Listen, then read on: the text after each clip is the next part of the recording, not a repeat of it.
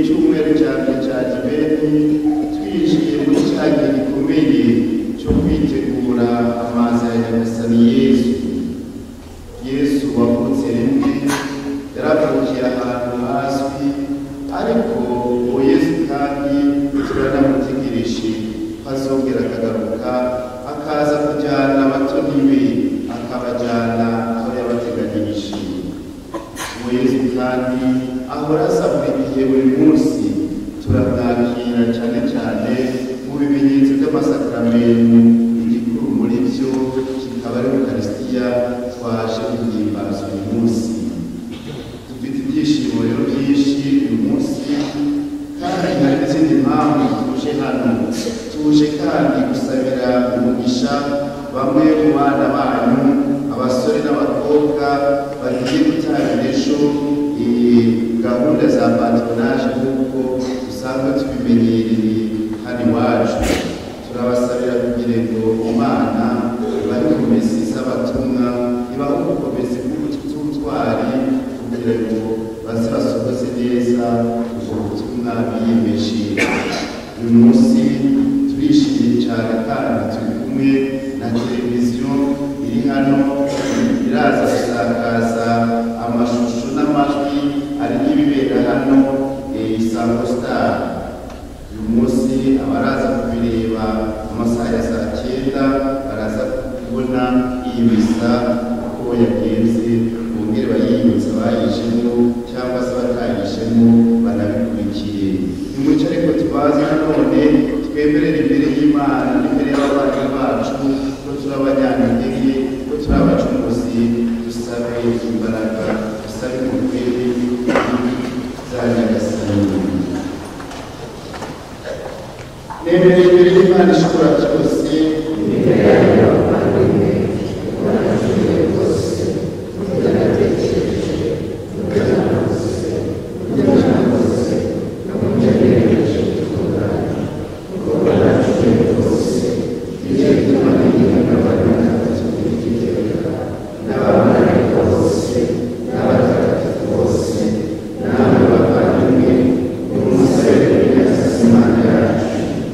Imana ishobora byose, tubabarire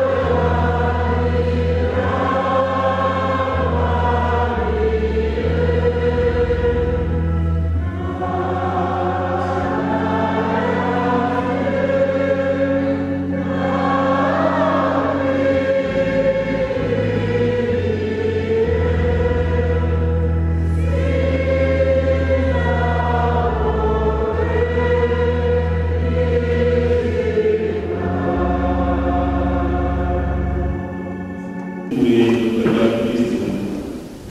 Pawulo intumwa yarategereje ibicira bya Kristo, aratugira inama yo gutegurana ubwitonzi bitega amatwi isomo rya kabiri. Isomo ry'Imana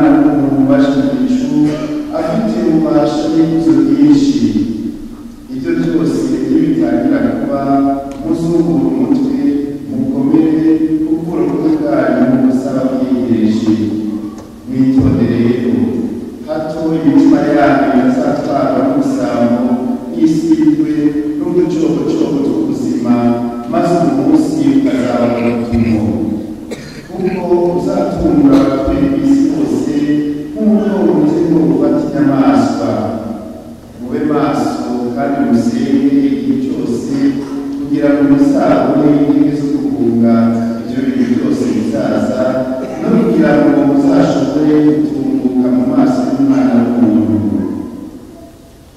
Iyo ni wacu ntagatifu.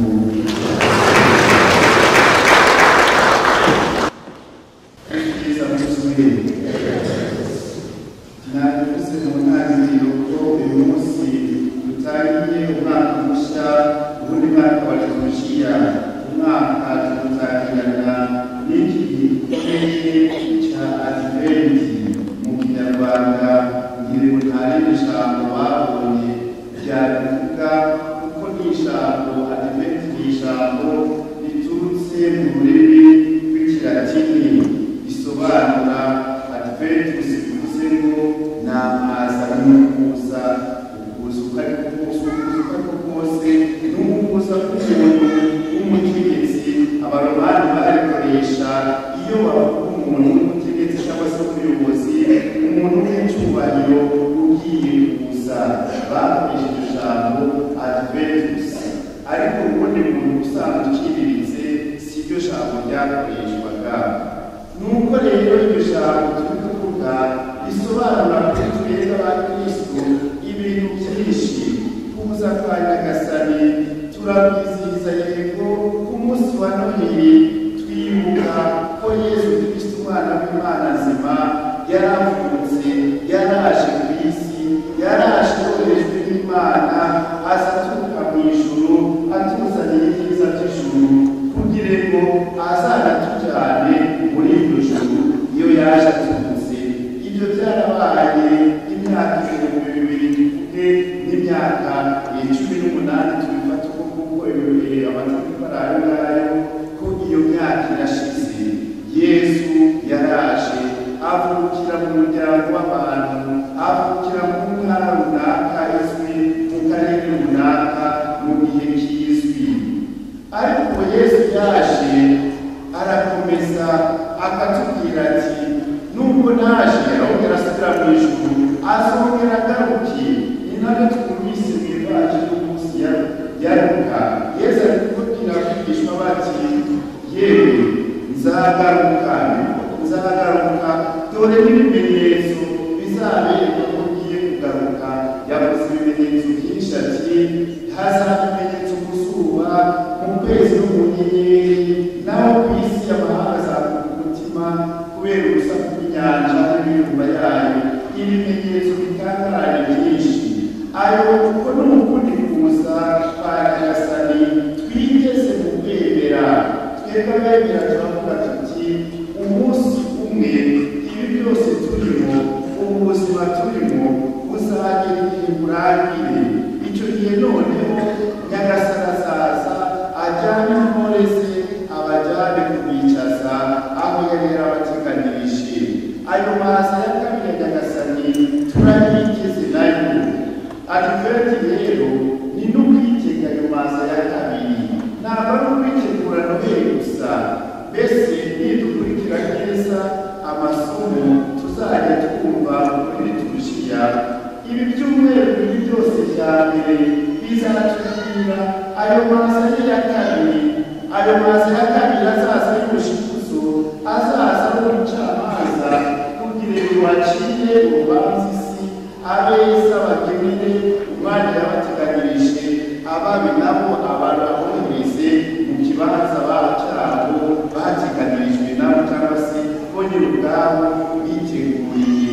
Ayo ni amazi ya kabiri, nayo abakristo batagombye kwirengagiza kure cya adiventi. Mbese ni nayo adiventi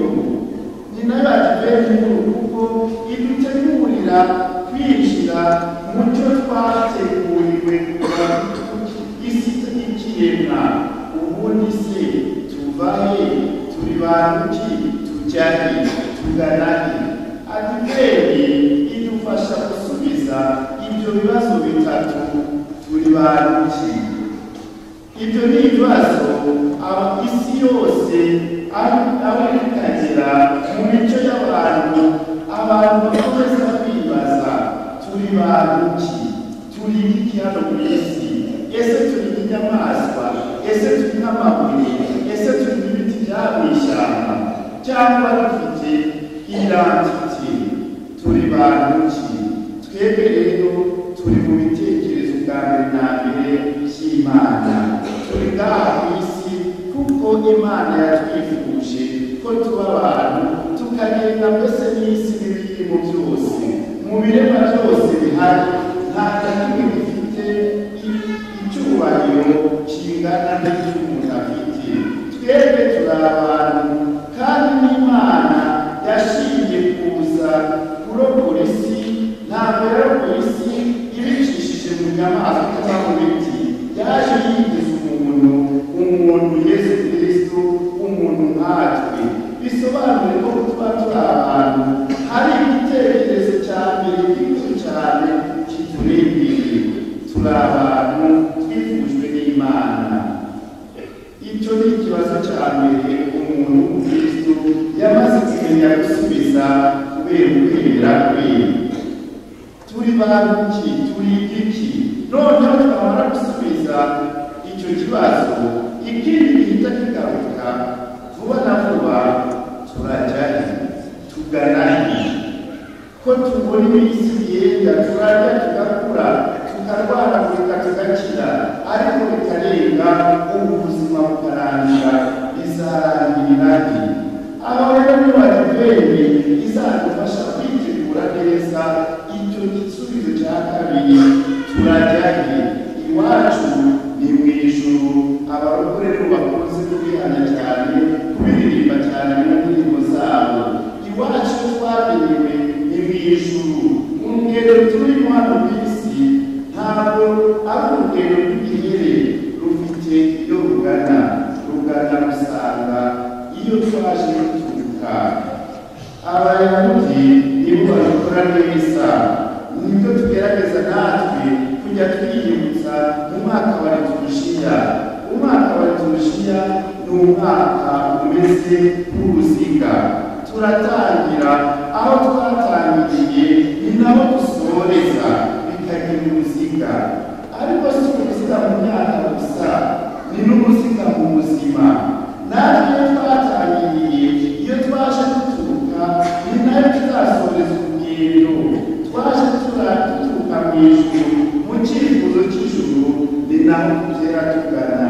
Ariko turi kuvuga rero ni ukujyana na Yesu, uje kutujyana hano ku munsi akatugeza aho yatwemereye. Ariko hari n'ikindi kibazo gihita kiza, kuko ise tutava mu ijuru ngo dusimbukire mu ijuru nyine, kuko hari ibihe byo hagati na hagati by'urugendo turimo. Uru rugendo turimo rero rufite igisobanuro. Adiventi dufasha kumenya ko turi mu rugendo yego, ariko urugendo narwo ruri mu by'agaciro iyo twaje guturuka n'iyo tugana. Ntabikomojeho na mbere, kuko Yesu azaza kutujyana nta gukurura bakubeye, ahubwo natwe muri runo rugendo dushyiramo ubushake bwacu, tugashyiramo ukwifuza, tugashyiramo imbaraga z'umutima n'iz'umubiri, kugira ngo natwe dushyiremo akacu. Yari kuturebera ijuru, tukigumira ijuru, tutigeze tuza hano. Abo twari kuba tubaye nta bino bindi birema byinshi tureba hasi bidafite umugambi n'umwe, bibayeho kuko icyo twarimaze natwe tukizi, nta na kimwe tugomba nta ruhare na rutoyi rubifitemo. Bakristo babane mu Kristo Yesu akozwe. Yesu rero ku ivanjiri y'uyu munsi hari ibintu yatubwiye ati, hari ibintu bizaba, ati ibyo nibitangira kuba muzungu mutwe mukomere gukura ukuri kanyu buzaba bwegereje. Y'ubukadiveni nari nishimiye yuko tugaruka kuri aya magambo make cyane yo hagati mu ivanjiri, mwungura umutwe. Ino si yacu turimo, ibihe turimo, tumaze kugira ubwenge bwinshi, dushobora kureba kure. Abahanga babaye benshi bakatwereka ibintu bituriye buno buzima tubamo, aho tugeze amaso yacu y'umubiri n'aho dushobora kureba dukoresheje ibikoresho by'ubuhanga bw'abantu. Ariko ntibibuza yuko nubwo abantu bareba mu kirere mu ijuru bakaba barageze ku kwezi, nubwo bareba mu bindi bikumbe y'isi hamwe bakaba baranabonye ibihari, hari abenshi muri ino si bacumbitse amaso bakireba isi nk'uko bagira ngo ubuzima bwabo buri hano gusa kandi bukarangirira iruhande y'ibirenge byabo.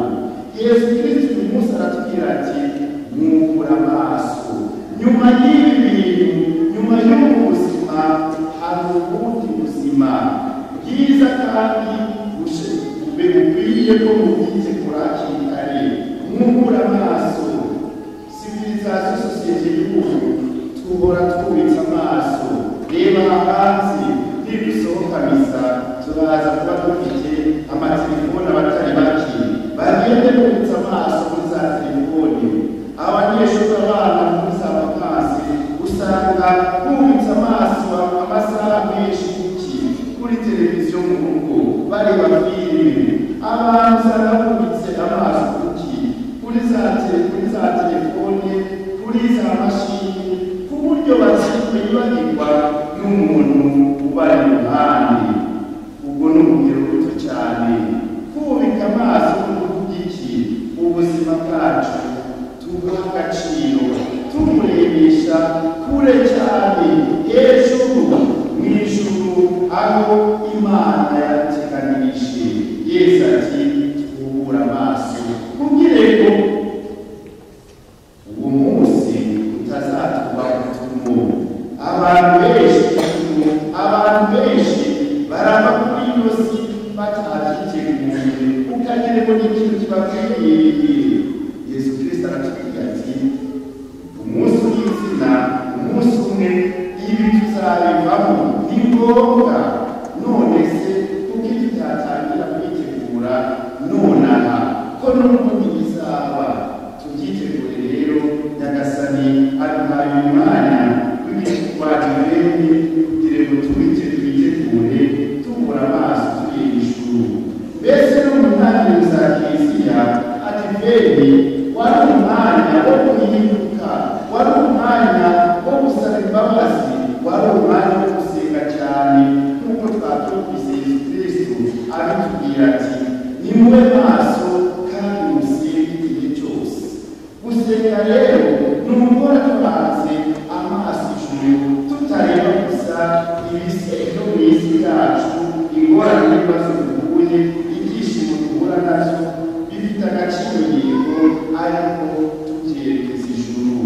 Ngire ngo ibi byumweru bimwe twatangiye ni ibyumweru bidufasha gusenga, tumenye gutegereza.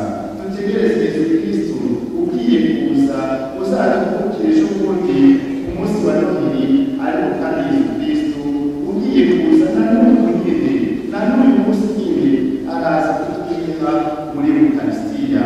Nitwubika amaso ku bibazo byacu, aratubaza utumo, ahanure, arengane, tubeho nk'abatamubonye. Ibi byumweru bimwe twubura amaso, turebe ijuru, dusenge kandi tugire icyo tumara isi muri ino si turimo, muri ino rugendo turimo. Dusige twanditse ikintu cyiza kizatuma tubana nawe ijuru. Soza n'inyigisho ya uyu munsi nagire kugaruke ku kantu gatoyi navuze tugitangira misa. Uyu munsi tugiye guha ubutumwa abasore n'abakobwa banyu, abana banyu n'abariya aho bari. Tugiye kwambika imyenda bazaba bambaye mu gihe bazafata patronaje. Ejo twagize umwanya wo kubibasobanurira, mbabwira nti umwenda, kwambara umwenda, kuwambikwa ni uguhabwa ubutumwa, ni ubuhobe ni uguhabwa ubutumwa. Umwenda wa polisi, umwenda w'umuforomo, umwenda w'umupadiri cyangwa se w'umuririmbyiramana, iriya igaragaza ubutowe, ikagaragaza ubutumwa umuntu yahawe. Nta bintu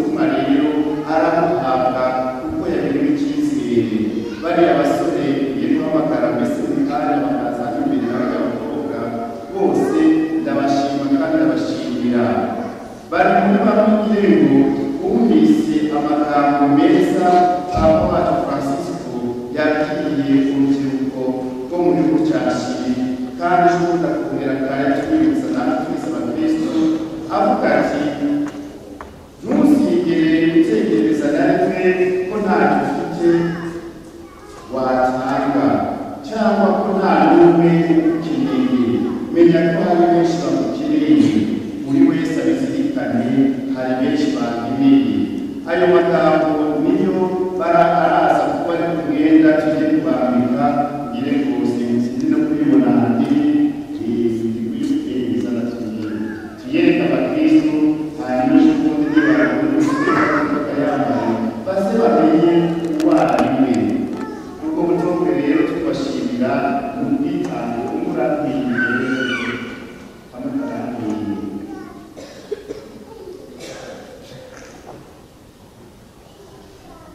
Bakristo b'Ikirezi Apostolique, uyu mwenda twawutekerejeho umureba hari umusaraba niwo uzaba urangaje imbere bariya basore na bariya bakobwa.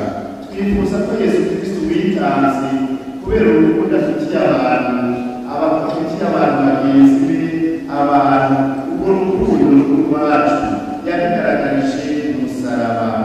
Aba basore n'aba bakobwa n'abandi bacu ukirigura bashimye yuko ibyumweru bitatu cyangwa se bine babikoresha bitangira abandi umwanya runaka twatanditseho 2018 niyifuza kubikomeza hazara mu mwaka utaha hazandika 2019 kandi ibyo bintu hari ahantu bizabera ni hano ukirigura kuri Ivavi mu gikorwa cya patronage.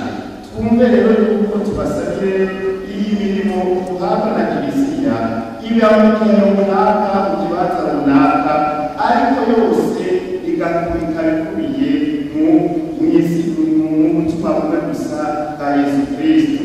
Udashoboye kuririmba byibuze ajye gukina n'abana, abatoze kwidagadura, abatoze imico myiza barabishoboye. Nyuma n'umupira twabandikiye akantu gato cyane ariko nakandi bisobanura cyane. Hejuru haranditse ngo iron ages, munsi y'akantu ka alimate n'akandi kamenyetso ko kuvivura hagati. Nagatekereje ngiye nitegereza nti amurindiriye ya magambo ya Papa. Hari umuntu yavuze ati ayo magambo y'uko bakeneye abantu jewe ndahari rwose mumuvivure mushike abantu imbere y'izina ryanjye muvivure ndahari, nimugerera mu animateri ndahari. turakangurira abasore abakobwa urubyiruko muhore kuvuga muti mimi hapa ndahari ndakenewe, hari abantu bakeneye, hari umuntu umweneye ntimukamubure ndahari mpari bose. Turabasabira uyu munsi kugira ngo ibi bimenyetso bagiye kwambikwa ntibibe ibimenyetso gusa, ahubwo na buri munsi bazajya batekereza yuko bahawe ubutumwa na Kiliziya, bahawe ubutumwa n'uyu muryango wacu bakirindura, kandi turi kumwe nabo tubashyigikiye. Ababyeyi namwe barezi mwese muri hano ndabisabira akantu bwanyu mujye mudushyigikira muri ibi bikorwa dukora.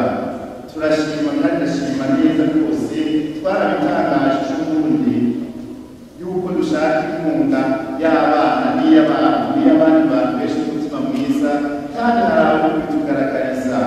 Twagerageje kubabwira yuko rimwe na rimwe ibintu bidusaba n'uburyo, kandi murabibona. Ejo nagiye kugura amaparo ngiye hariya natanze inoti muri bimwe bari bampaye abantu n'umutima mwiza. Ni byiza, nifuza ko icyo kintu cyagenda gikura tukifatira mu ntoki ibi bikorwa. Kiliziya yacu twayihawe n'abamisiyonari, baradufashije icyo bashoboye uko babishoboye, ariko uko bigenda bimera tutabyikoreye twebwe rimwe hari ibintu tutazongera gukora. Twubatse Kiliziya irahagaze, turakora ibitari bike, tujye tubyifatira mu ntoki ibintu byose, murebe ukuntu biba bizima biba byiza. Ndongera agatanga uyu munsi rero n'abafite inkunga uyu munsi gufasha patronage mu gihe cyo gushimira babana matini nanone baraza kutembereza hano dusebye abafite icyo batwerera babishyiremo kugira ngo patronage yacu igende neza. Murakoze, murakarama. Ngiye guhamagara abantu matini rero bose baze hano. Hari umwe bahagarariye nyuma ndaza kubaha n'umupira barayambara, bamaze kuyambara barapfutama bamugisha mu izina rya Kiliziya no mu izina ry'umuryango wose wacu wa Kibuga.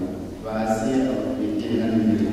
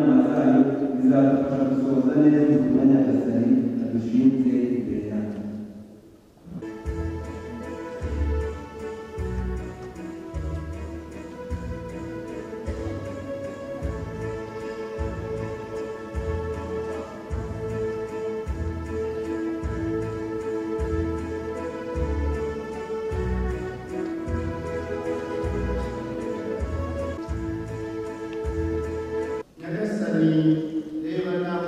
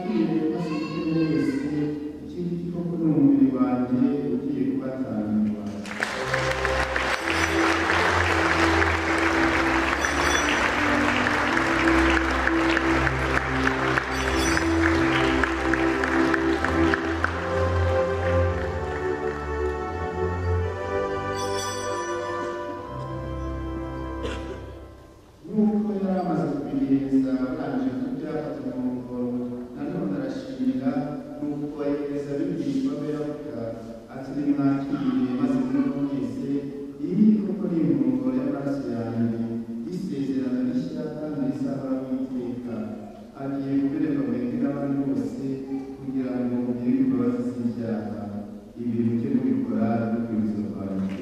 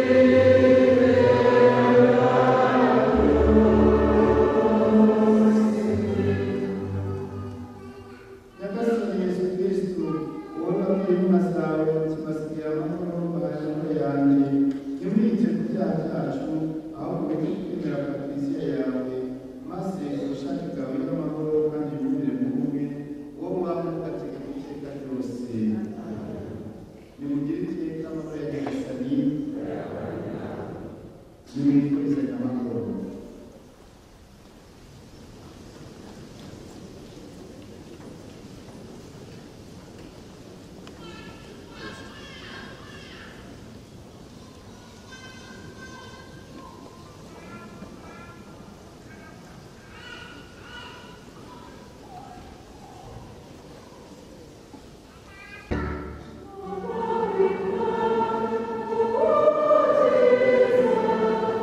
Amen.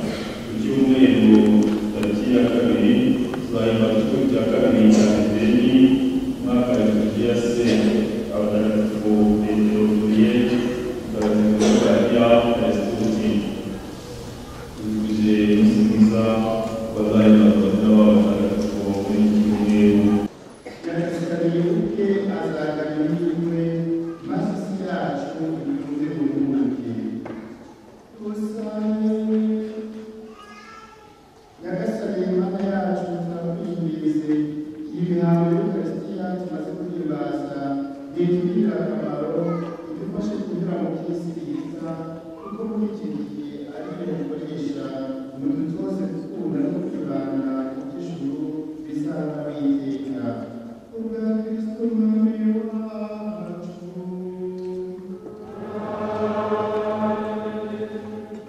Nyagasani Yesu nabane namwe, ushobora byose naba umugisha Imana Data na Mwana na Roho Mutagatifu kugira n'amahoro ya Kristo.